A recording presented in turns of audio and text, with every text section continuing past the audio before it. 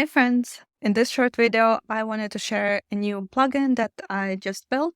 This plugin is called Calendar Data Generator, and it's meant to take your custom calendar component and apply real data, real dates to it.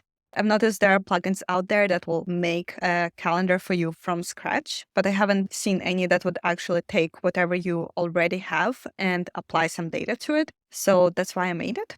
And in this tutorial, I just wanted to show how it works. So here on the plugin page, you can open it either inside your existing file or you can open it inside the Playground file. And inside this Playground file, I have two different calendar examples. They are instances of components, but they really don't have to be.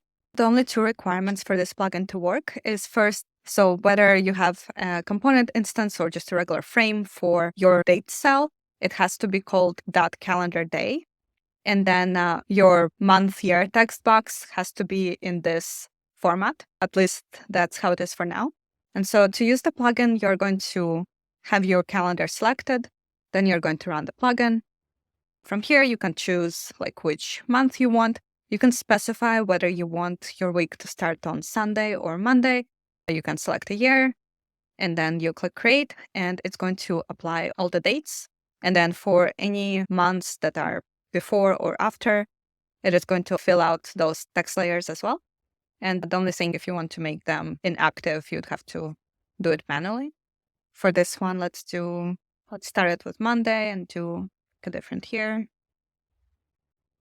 So yeah, the point is that it should work with any custom component for the testing purposes. So just search for a calendar and see if it's going to work. Okay, so let's take this one. And again, I'm going to rename the cell to say .calendar_day. And then for this one, I'll do months here. And let's see if it's going to work. So January, we'll start. Actually, no, we should do some other months. Let's do February. We'll start on Monday.